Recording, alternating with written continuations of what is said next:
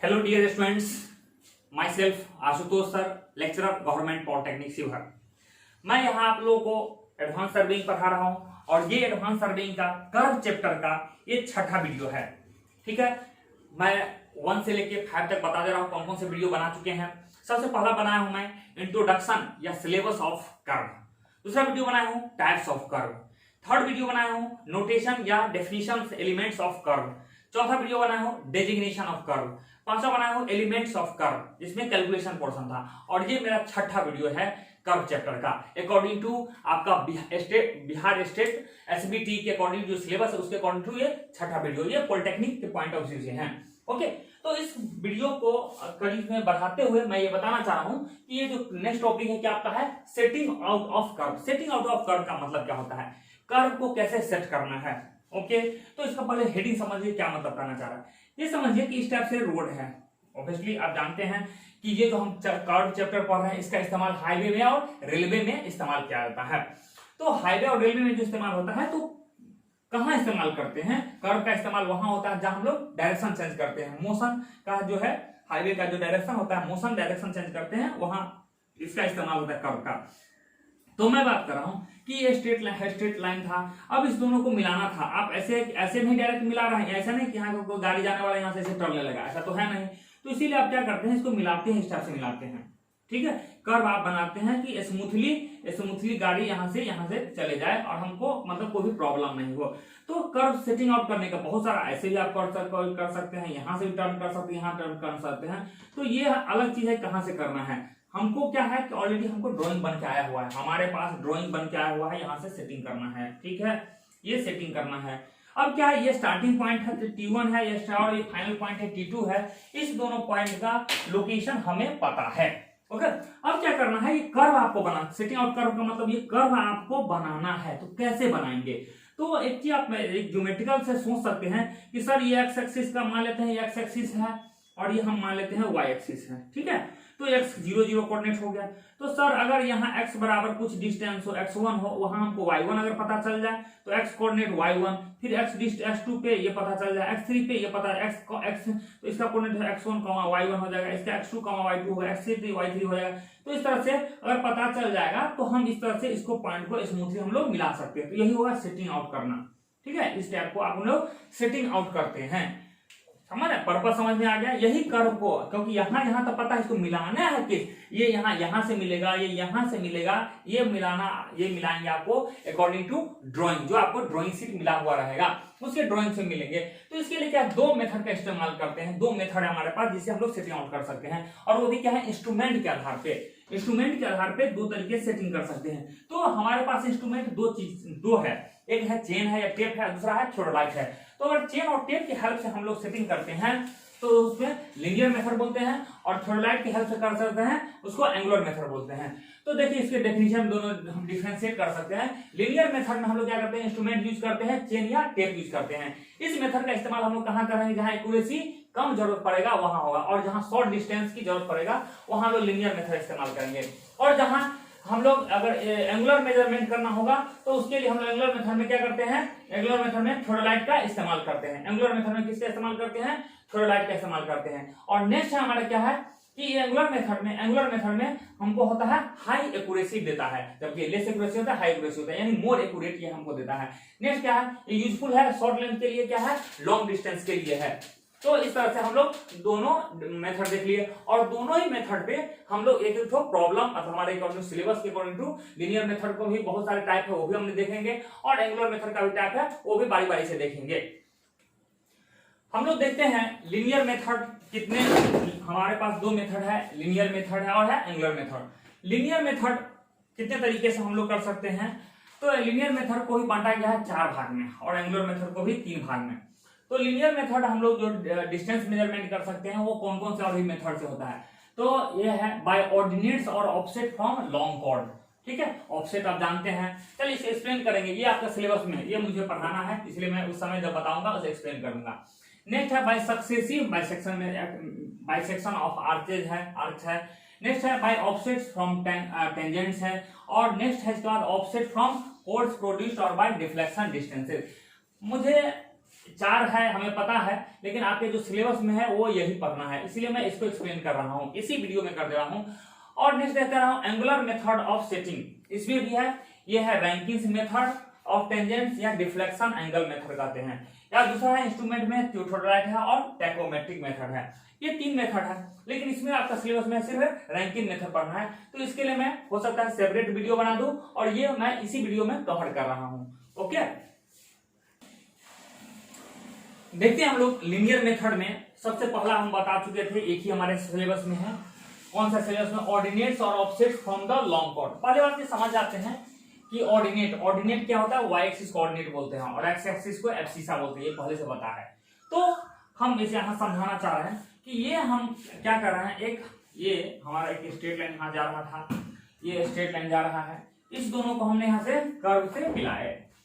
अब क्या करना है, फिर ध्यान से देखिए, एक कोई है यहां से, ये T1 पॉइंट है, ये TC है, ये T2 पॉइंट है, ये PT है, ये हमको एक्चुअल में क्या है, यही इसी को सेट करना है, ये हमारा है आर्क है, इसको सेट करना है किस मेथड से, ऑफसेट मेथड से, ऑफसेट मेथड सेट करना है। तो क्या कि इसके लिए हमको क्या चाहिए, हमको जो पहले बता दिए थे, तो सबसे पहला काम करना है कि इस पॉइंट को आप मिला देना। ये पॉइंट चूंकि आपको पता होगा स्टार्टिंग और फाइनल पॉइंट, इसीलिए इस पॉइंट को मिला दिए, पहला काम तो ये कर लीजिएगा, इस दोनों पॉइंट को मिला दीजिएगा। अब क्या है, आप जानते हैं ऑफसेट किसको बोलते हैं, जैसे कोई पॉइंट है, आप यहाँ से कुछ डिस्टेंस, यहाँ से कुछ डिस्टेंस भी ले रहे हैं, ये डिस्टेंस ले रहे हैं, ये डिस्टेंस ले रहे हैं, अगर कोई सी सर्टेन डिस्टेंस ले रहे हैं तो इसको बोलते हैं ऑफसेट बोलते हैं, इसको ऑफसेट बोलते हैं। जिसको परपेंडिकुलर ऑफसेट बोलते हैं, ये इंक्लाइन ऑफसेट भी बोल सकते हैं, ठीक है, 2 टाइप का ऑफसेट होता है।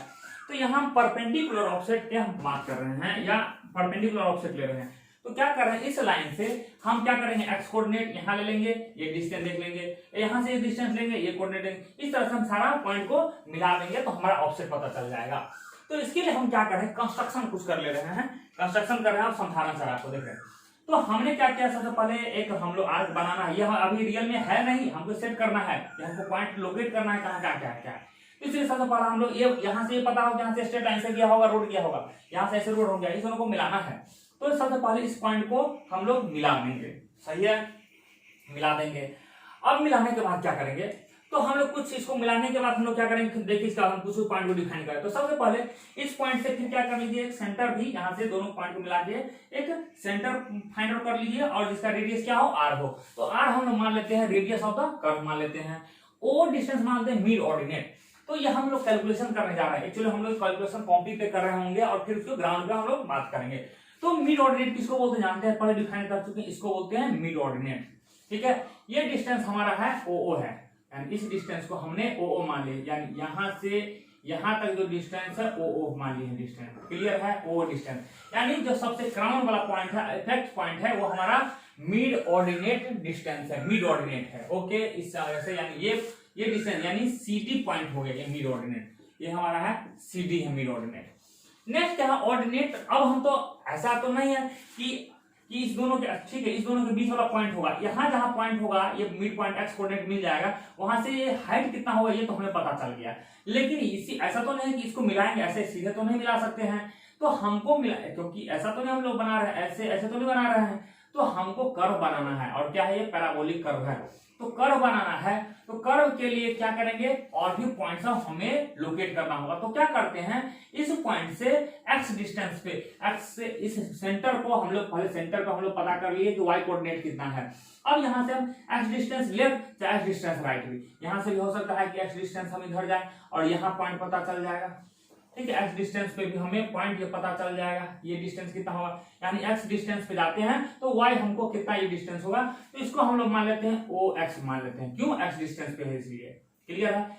इस डिस्टेंस पे हम लोग ये ओ मान लिए, इस एक्स डिस्टेंस पे हम लोग ओ एक्स मान लिया, इधर कर सकते ओ एक्स डिस्टेंस पे हम लोग ओ एक्स मान लिए। फिर उसी तरह यहाँ से एक और पॉइंट लेते, यहाँ डिस्टेंस लेते, यहाँ ये हो जाता, तो यहाँ से भी डिस्टेंस भी यहाँ हो जाता, तो इसलिए स्मूथली हम लोग मिला देते। तो ये हो गया ordinate at a distance x from the mid point of the mid point, ये मिड पॉइंट से एक्स डिस्टेंस पे। ओके, नेक्स्ट लेते हैं T1 T2 क्या है, टेंजेंट पॉइंट है, T1 और T2 क्या हमारा टेंजेंट पॉइंट है।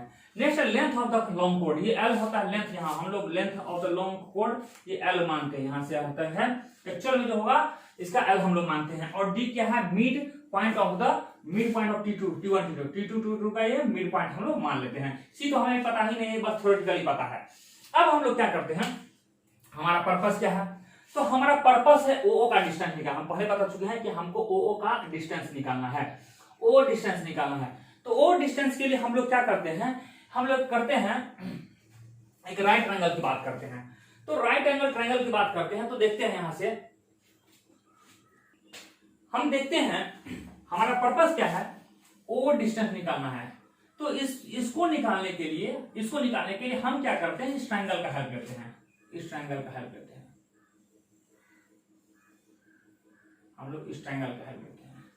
ठीक है, तो इस ट्रायंगल देखते हैं तो लिखते हैं हम लोग in right angle triangle O G T1 और D, इस ट्रायंगल का हेल्प लेते हैं। तो इस ट्रायंगल में जानते हैं क्या हो जाएगा, ये राइट एंगल ट्रायंगल, ये हाइपोटेन्यूजल हो जाएगा, ये आपका बेस होगा, ये परपेंडिकुलर होगा। तो इसको क्या लिख सकते हैं, ओ T1 स्क्वायर बराबर होगा T1D का स्क्वायर प्लस क्या हो जाएगा, ये OD का स्क्वायर, ये हो गया। अब क्या लिख सकते हैं, T1O को T1O के स्क्वायर लिख सकते हैं, R के स्क्वायर, क्योंकि ये रेडियस है, ये भी रेडियस है और यहाँ भी रेडियस है और ये भी हमारा रेडियस है। तो अब हमने ओ T1 के प्लेस पे लिख दिया R स्क्वायर। अब हमको लिखना है T1D इसके प्लेस पे। तो यहाँ पे पूरा डिस्टेंस हम लोग L मान चुके हैं, तो इसका आधा हो गया, इसलिए L/2 का हो गया स्क्वायर, ये भी खत्म हो गया। अब OD, ये इस डिस्टेंस क्या लिख सकते हैं, इतना माइनस इतना लिखते हैं तो ये आ जाएगा। तो हमको लिखना है एक्चुअली में ये डिस्टेंस, इतना में से इतना घटा देंगे तो अपने आप आ जाएगा। तो ये डिस्टेंस कितना है, R है, R में से हम लोग ये डिस्टेंस को हम लोग ओ माने हुए हैं, तो इसका स्क्वायर कर देंगे। अब यहाँ से क्या कर देते हैं, इसको हम लोग लेफ्ट साइड लेते हैं, तो क्या हो जाएगा, R स्क्वायर माइनस इतना, और ये रूट हटा देते हैं, स्क्वायर हटा देते हैं तो अंडर रूट में चल जाएगा। ठीक है, तो अंडर रूट में चला गया तो ये हो जाएगा। तो यहाँ से हम पहले बोल चुके हैं, तो सबसे पहले निकाल लेते हैं, ओ निकाल लेते हैं, इसको उधर ले आइए, तो हो जाएगा R minus root over R square minus L/2 का स्क्वायर। तो यहाँ से फॉर्मूला बन गया कि ये ओ डिस्टेंस निकालना होगा हमको, ओ डिस्टेंस चाहिए, ये डिस्टेंस चाहिए, मिड ऑर्डिनेट डिस्टेंस चाहिए। तो मिड ऑर्डिनेट डिस्टेंस के लिए हम लोग क्या कर सकते हैं कि आपको ये ऑफसेट मेथड से, ऑफसेट इसको बोलते हैं परपेंडिकुलर डिस्टेंस, ये हमारा ये ऑफसेट हो गया, यानी मिड पॉइंट पे इतना ऑफसेट होगा। ऑफसेट क्या होगा, फॉर्मूला याद रखिएगा, ओ मिड ऑर्डिनेट पे होगा, मिड ऑर्डिनेट डिस्टेंस कितना, ओ बराबर R minus root over R square minus L/2 का होल स्क्वायर। इसका मतलब हमको ये निकालने के लिए सिर्फ कितने रेडियस का कर्व बना रहे हैं 100, और हमको ये लेंथ चाहिए। फिर रिपीट कर रहे हैं, ओ डिस्टेंस क्या हो जाएगा, ओ डिस्टेंस हो जाएगा R माइनस रूट ओवर हो जाएगा R का स्क्वायर माइनस L/2 का होल स्क्वायर। इस तरह से हमारा ये ओ निकला। तो सिर्फ सेंटर में निकाल लिए, लेकिन इतने से काम तो नहीं होगा, हमको यहाँ भी चाहिए, यहाँ भी चाहिए, यहाँ भी चाहिए। अब हमें एक्स वाला इस्तेमाल करेंगे। ठीक है, अब हम लोग देखते हैं, जैसे हम लोग क्या किए हैं, अभी तक हम लोग ओ निकाल चुके हैं। अब हम पहले बता चुके हैं कि यहाँ से एक्स डिस्टेंस पे जाएंगे, कितना ऑर्डिनेट होगा, जितना ऑर्डिनेट यहाँ होगा उतने एक्स डिस्टेंस भी होगा, कितना ऑर्डिनेट लेंगे, फिर नेक्स्ट एक्स डिस्टेंस लेंगे और ऑर्डिनेट इधर भी निकालेंगे, इधर भी निकालेंगे। इसके लिए हम थोड़ा कंस्ट्रक्शन करते हैं। तो कंस्ट्रक्शन क्या करते हैं, हमको चाहिए ओ एक्स, हमको चाहिए, मान लेते हैं, मान लिया हुआ है कि एक्स डिस्टेंस पे क्या है, ओ एक्स डिस्टेंस है। हमको ये ओ एक्स डिस्टेंस चाहिए। ओ एक्स डिस्टेंस कितना होगा, जितना होगा ई एफ होगा, जितना ई एफ होगा, ओ एक्स डिस्टेंस उतना ही जितना ई एफ होगा, और ई एफ उतना ही होगा जितना हमारा E1। इसके एक्चुअली में क्या किया, यहाँ से हम पैरेलल ड्रॉ कर लिए हैं, T1 T2 के पैरेलल हम लोग ड्रॉ कर लिए हैं, जहां E को इंटरसेक्ट करता है E1 को। तो EF जितना उतना ही होगा जितना E1D होगा, जितना E1D होगा, और E1D कितना होगा, अब E1D कितना होगा, जितना आपका होगा EO, यानी इसमें से इसको माइनस कर दीजिए। इसमें से हमको चाहिए, ये चाहिए, ED चाहिए, E1D चाहिए, E1D चाहिए। ये कितना डिस्टेंस होगा, तो E1O में से DO माइनस कर दीजिएगा तो ये हो जाएगा। तो E1O और माइनस D कर दीजिए। अब E1O ये डिस्टेंस है, तो ये डिस्टेंस कैसे निकाल सकते हैं, ये डिस्टेंस निकालते हैं, E1O निकाल सकते हैं। देखिए E1O के लिख सकते हैं हम लोग राइट एंगल ट्रायंगल में, इस राइट एंगल ट्रायंगल में लिख सकते हैं। तो E1O कितना होगा, E1 कितना होगा, इतना का अंडर रूट इतना का स्क्वायर माइनस इतना, तो इसी लिखे EO, वहां लिखा हुआ है EO का स्क्वायर माइनस हो जाएगा E1 का स्क्वायर हो जाएगा। तो ये हमको निकल जाएगा अंडर रूट में। और माइनस क्या चाहिए, OD चाहिए, OD ये, तो ये डिस्टेंस कितना होगा, तो CO इतना में से ये माइनस कर देंगे, OD डिस्टेंस कितना होगा, CO में से CD माइनस कर देंगे तो हो जाएगा। तो अब देखते हैं हम लोग क्या है, तो OX बराबर EO कितना है, EO रेडियस है, ये रेडियस है, ये रेडियस है, ये रेडियस है, ये रेडियस है। तो ये चीज हमको EO पता चल जाएगा, रेडियस हो जाएगा। अब हमको क्या है, E1 कितना है, E1 क्या है, एक्स डिस्टेंस है। तो हमने एक्स डिस्टेंस में तोड़ दिए।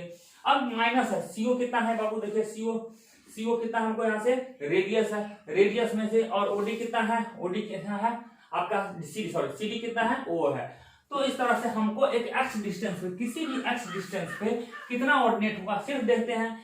ये आपका कांस्टेंट है, ये कांस्टेंट है और ये कांस्टेंट है, एक्स का वैल्यू। तो इसीलिए पहले ओ यहाँ यूज होता है, ओ यहाँ यूज हो रहा है, इसीलिए हम लोग ओ पहले निकाल चुके थे। ओ बराबर क्या था आपको, आर माइनस रूट ओवर था आर का स्क्वायर अब माइनस एल बाई 2 का स्क्वायर था, इसीलिए हम लोग ओ निकाल चुके हैं पहले की यहाँ रखने के लिए। ओके, तो हम लोग ये भी फॉर्मूला याद रखेंगे, तो ये फॉर्मूला याद रखिएगा।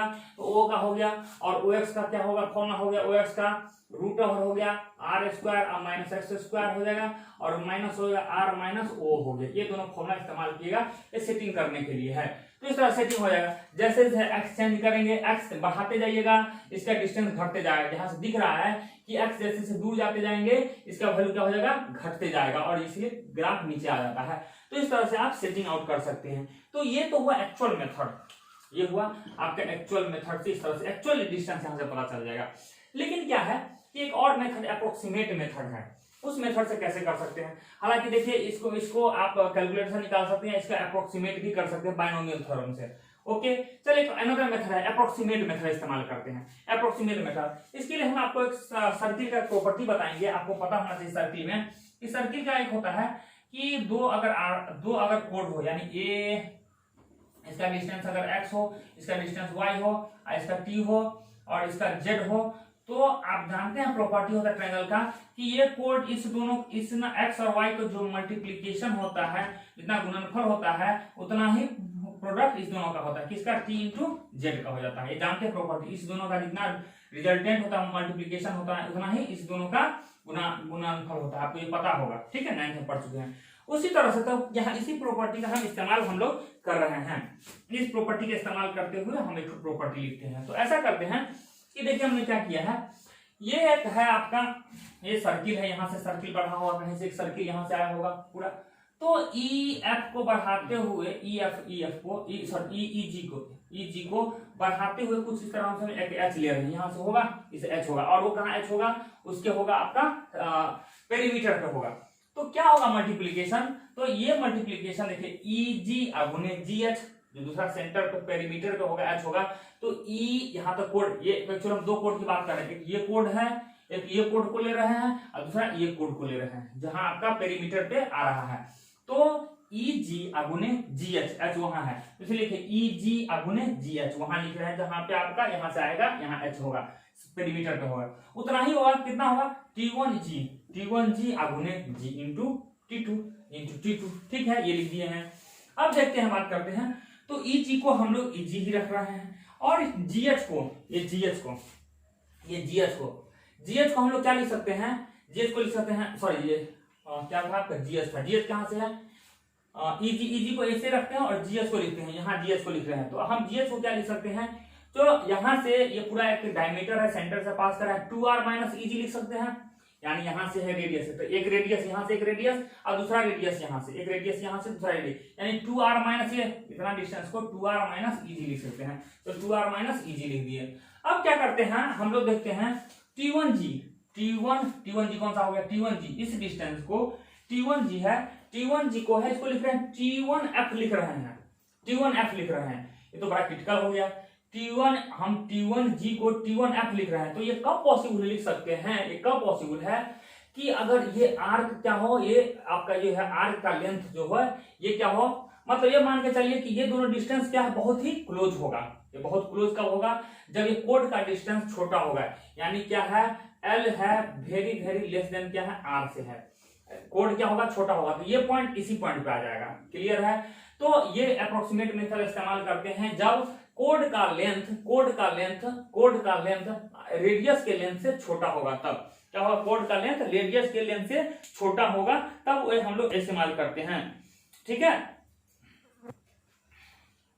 हाँ, तो रेडियस का जो होगा लेंथ होगा, रेडियस जो होगा बहुत बड़ा होगा कोड के लेंथ से, तो उस समय इसका अप्रोक्सीमेट मेथड इस्तेमाल करते हैं। तो क्या होगा उस कंडीशन में, क्योंकि समझिए ना बहुत छोटा स्टेप से हो गया, बहुत छोटा हो गया, इस तरह से खींचेंगे तो ये पॉइंट और ये पॉइंट आपको बहुत ही नजदीक हो जाएगा, ये पॉइंट और ये दोनों पॉइंट दोनों बहुत क्लोज आ जाएगा, दोनों रहेगा।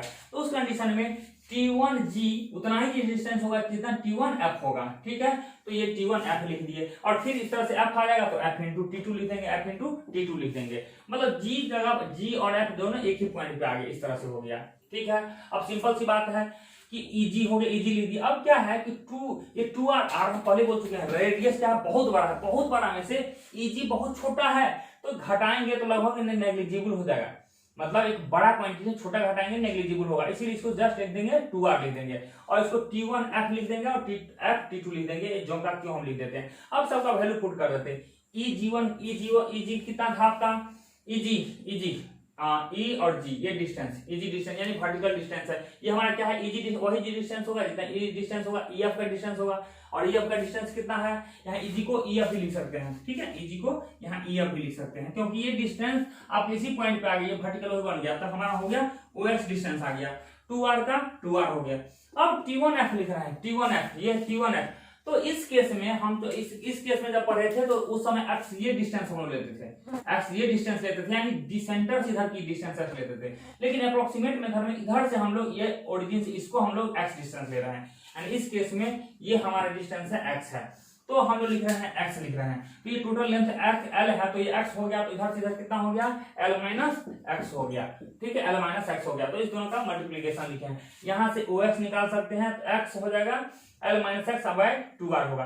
तो इस तरह से हम लोग अप्रोक्सीमेट मेथड और एक्चुअल मेथड दोनों से हम लोग बना सकते हैं। यही आपको प्रूफ कर देना है, ये लिख देना है, इसी को बोलते हैं setting out of the curve. तो इस तरह से आपका छठा वीडियो हो गया, बन गया। सातवां वीडियो हम अलग से रैंकिंग्स का सेपरेट बना जा रहे हैं।